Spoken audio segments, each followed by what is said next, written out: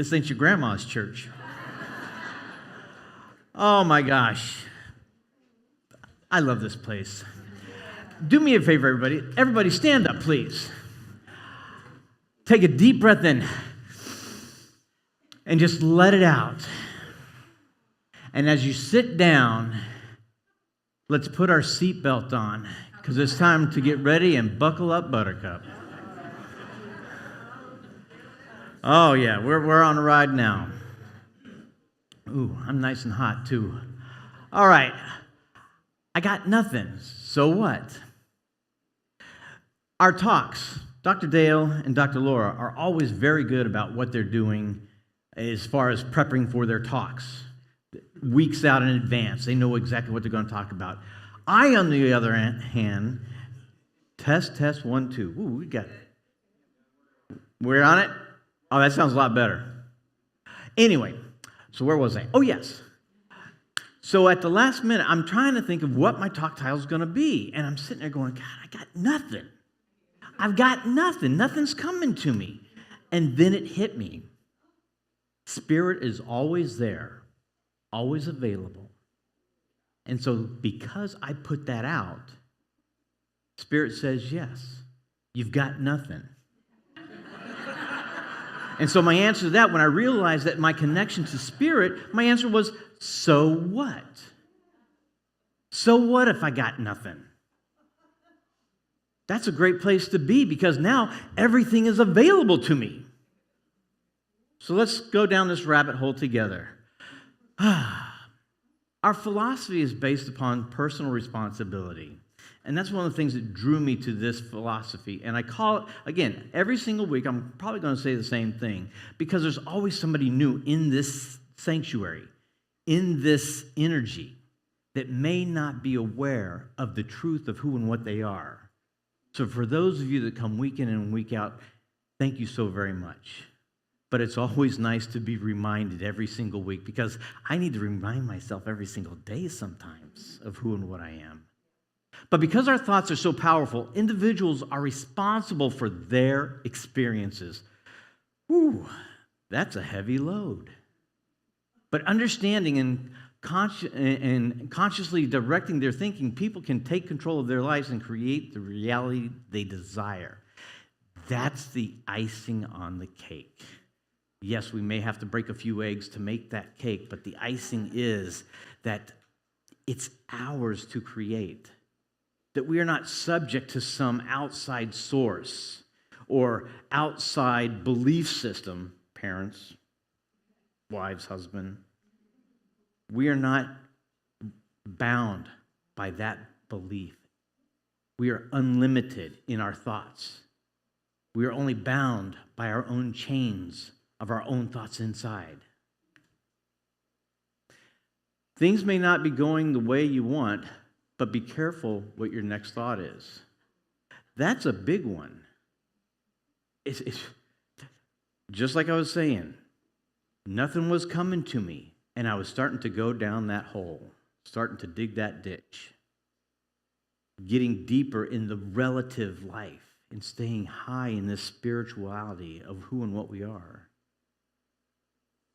But when I realized that and just let it go, that spark, that inspiration out of nowhere came to me. Now, I'm sure that each and every one of you in your own way know exactly what I'm talking about because I know for a fact that you've had this type of experience yourself. And the reason why I know that fact is because I know the truth of what this reality, this realm is. And this is nothing but spirit unfolding perfectly. Let me say that again. Perfectly.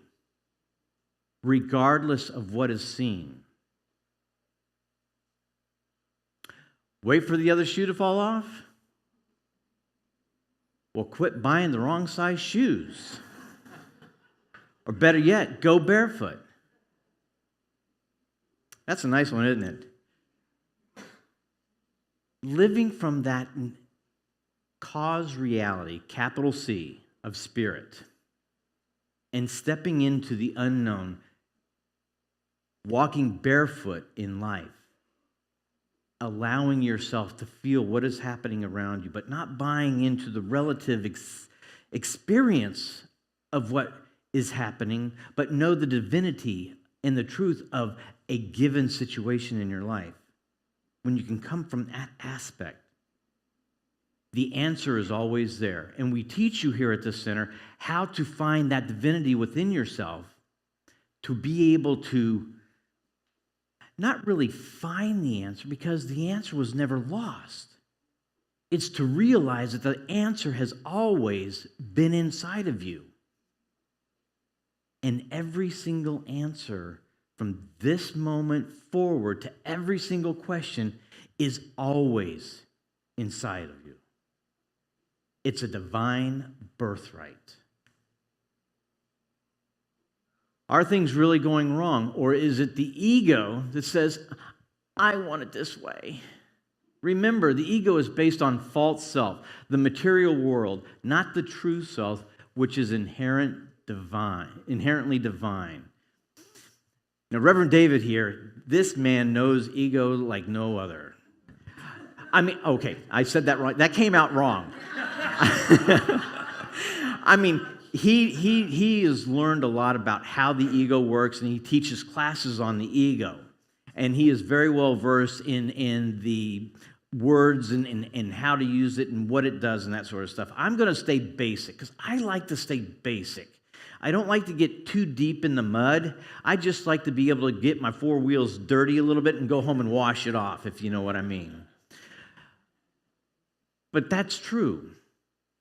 The ego is worried about the relative, what my friends are going to think, what's happening in the world. It doesn't realize, or that relative energy of yourself is not akin to the divinity of what you are, that we are each a divine spirit in action.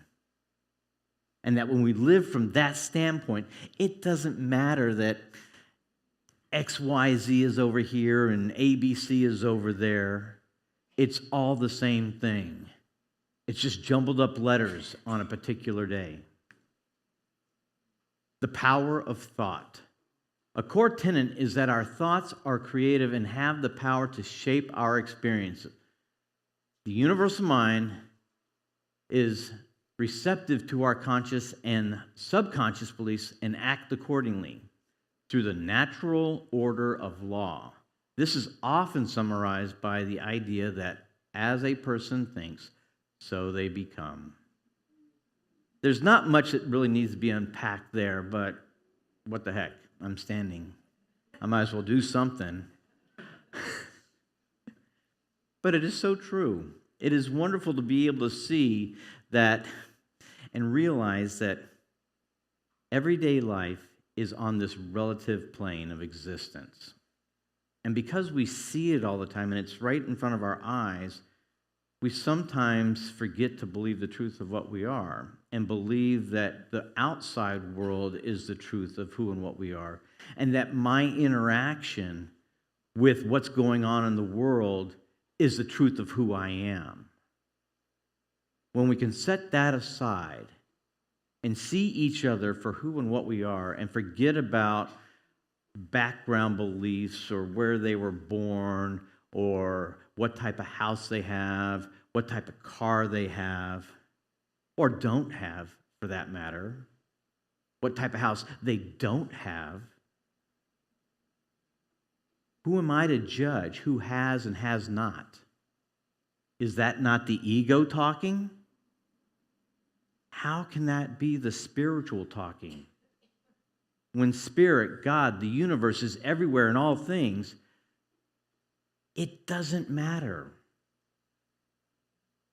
When we can live our lives from that aspect, if you want to go live on a mountaintop with the biggest house, fine. Spirit, the law says yes, you can have it. And if you're happy living in a bus out at Quartzsite, the universe says yes. Who's happier? I don't know. But I'm no longer going to judge. I look at the house on the hill and I go, man, that sure does look nice, but the bills and the upkeep and the electricity in that house. And then I look at the guy at Quartzsite. Oh, that's kind of nice. Minimalist, out in the open, seeing the sunrise and sunsets. But the gas prices. 5 miles to the gallon. But there we go. My ego's talking again. Getting in my way. Not the way, but my way, in my head.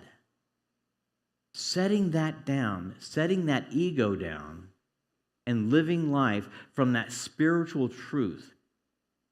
This is a playground, people. Enjoy it. Let people play with their toys. You pick out what toys you want to play with and enjoy life. I can learn all the teachings from many great teachers, but if I don't apply any of it, what good is it doing other than letting me brag about my library of books? I go home and I go, oh, gee, let me get a quote. And I love to do when Dr. Joe was here, he used to do a thing called pick a page. And he would just go, actually, no, I'm sorry. That was another thing. He used to come in with a book and go, and just kind of open it up and then pick a paragraph out of that. And do you know that every single time he did that, there was something of information for that particular day that correlated with what was going on at that moment? Stuff like that, when I was sitting in the back where Ryan is right now, made me realize that it truly is a universal and spiritual reality that we live in, that everything is always connected. And when I can live from that aspect, my life does get better. It gets better, but I have to do the work. You have to do the work. It's great to have books on a shelf, but if you're sitting in your Barker Lounger, what good is it doing you? Reverend Dr. Joe, emphasis on practical spirituality. Some of his talks focus on applying spiritual principles to daily life, such as stop talking and do something about it, or work it. This implies a practical application, a practical approach to living spiritually. There I go. I know what I have up there, but my mind just goes off on a tangent. Now, my teachers used to try to teach me to curb that, and that I had too much ADD, HD, ABC, whatever the heck it is. But I've come to love that about myself. And for those of us, because it allows me to see life and have fun with it. And when I make a mistake, so what? You think 10 years from now I'm going to remember this? Heck no. Maybe later tonight I might. But anyway, where I'm going with this is, there's so many great teachers.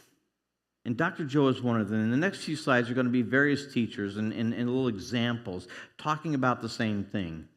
The practical application of this spiritual philosophy, that spirit is all there is, has always been, and nothing but that.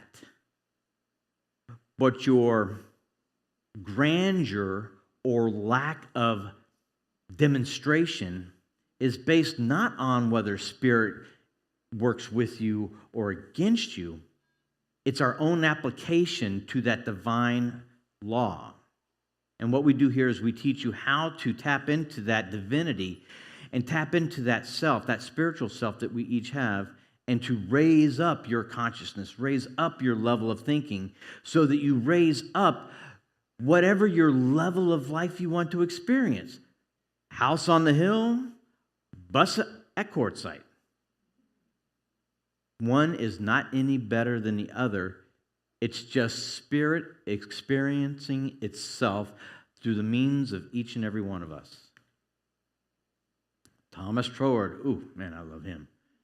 His teaching suggests that our mental attitude and the nature of our thoughts attract corresponding conditions and experiences. There you go. These are teachers 100 years ago, 100+ years ago, The truth is always the truth. It doesn't change. 1 + 1 = 3? Okay. You just not be able to build your house with that type of math, but it doesn't change unless you get into quantum theory, and then you really think about, well, does one really exist? But it's nice to think and see that there's different teachers that are sitting in books at my house on a shelf, but know that I have to do the work. Apply those teachings, learn those teachings, but here's the kicker. Every single one of us that come up here and talk, every book that you read is a fraction of the knowledge that each and every one of us has within themselves.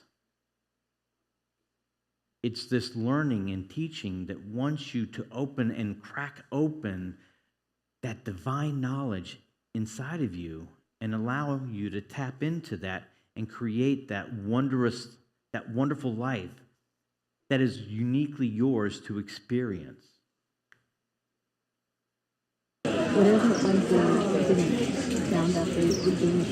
What I miss when I forget to see with my heart. I'm curious what he's going to do. He gave me a card. I have no card.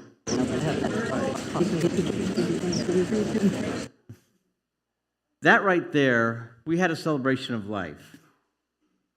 And one of the things that I try to do in my spirituality, not being a reverend up here, I'm not trying to be anybody's teacher, but in my own spirituality, through Troward and Dr. Joe and Emerson and all the great teachers, I try to be aware of everything around me. And yesterday when we were doing the celebration of life, we sat down on a bench and we looked up, and right as clear as day was that right there happening. I mean, it was amazing to be aware that here this type of life is happening around you. It would have been so easy to sit on that bench going, okay, this is nice. Okay, I've got to go to the grocery store. I've got to mail that package. Oh, that Amazon package. Oh, I got to return that. It would have been so easy to be in that consciousness, the relative, as opposed to being present in that moment and seeing the absolute beauty of the absolute unfolding perfectly. In a little video like that, seeing a little tiny hummingbird with its babies allowed and opened up a connection with spirit in myself, which changed the attitude I had for the rest of the day. Henry Thoreau, nature is not just a setting, but a source of profound truth, inspiration, and spiritual awakening. There you go. That's one of the things I loved about Henry Thoreau, is that he was very practical. He was all about nature. Didn't really get so much into the ethereal in that sense, but he saw the ethereal in everyday nature because he realized that nature operates on an innate knowing. See, we as humans, I would think that we get our mind, our conscious mind, in the way of what we think we know what life should be and how it should be done, and people over here and people over there, and build high rises here, and it's all relative. We forgot to live in the absolute, and that's why he went out into nature and got away from it all to see how does nature work.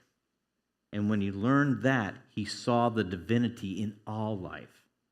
And when he came back to civilization, he brought back this knowledge. He didn't read it in a book.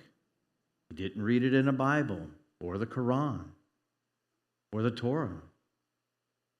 He experienced it. And that's what we're teaching here, to experience life, to see life with your eyes open, your heart open, with that love, and change the world that you live in, within your own house, within your own street, within your own block. Ernest Holmes, and I'll get finished. I know I'm going a little long. Ernest Holmes, and I thought that was amazing. I'm going long on a talk. Ernest Holmes, his philosophy offers a practical and empowering approach to life. suggesting that by understanding the fundamental unity of all things and the creative power of our own minds, we can consciously shape our reality and live more fully lives in harmony with the divine. You get what I just tried to say, right? Living within the divine. And again, there I go. I'm talking about separation. Within the divine? No, as the divine. When we come and live as the divine in this relative world, in this realm of understanding, let's say, our lives become better because now we can drop the burden that we came in with that Dr. Dale had just previously talked about. Set that burden down of what you think is expected of you because of something outside. Live from the love within your hearts. Live from the inspiration. If you're an artist, if you sew, if you cook, if you bake, what is it that brings you joy? When you can do that for a moment, and do that for a moment every single day, and expand that moment to a few minutes, to an hour, to a job, to a life. Life is perfect, right where you are. It's not some house. It's not some bus. It's not friends. It's not a spouse. It's yourself, realizing the divinity that each and every one of us are here. Emma Curtis Hopkins, she focuses on helping her students recognize their own inherent divinity and divine sense within them. The teacher of teachers.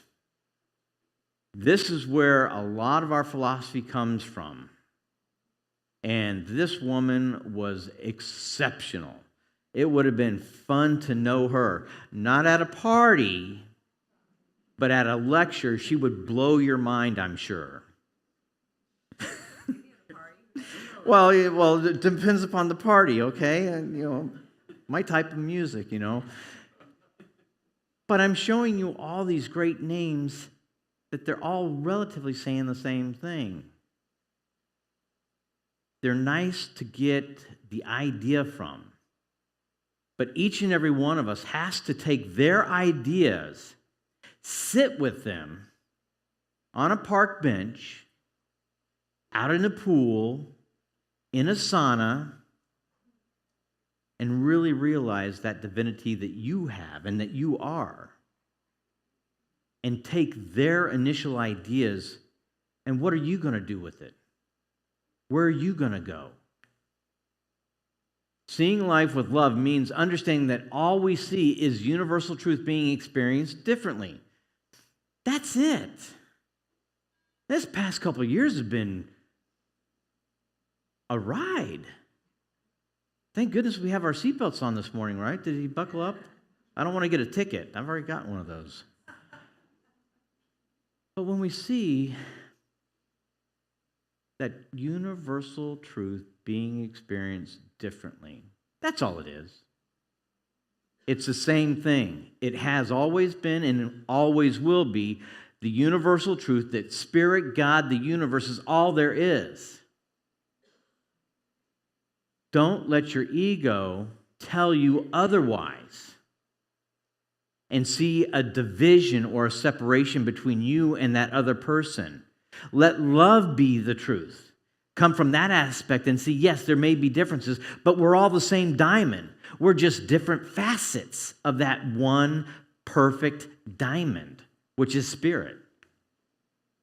Sometimes you have to read between the lines. I got nothing, but the universe and the law make it happen. I just have to see the details. So now what? Thank you.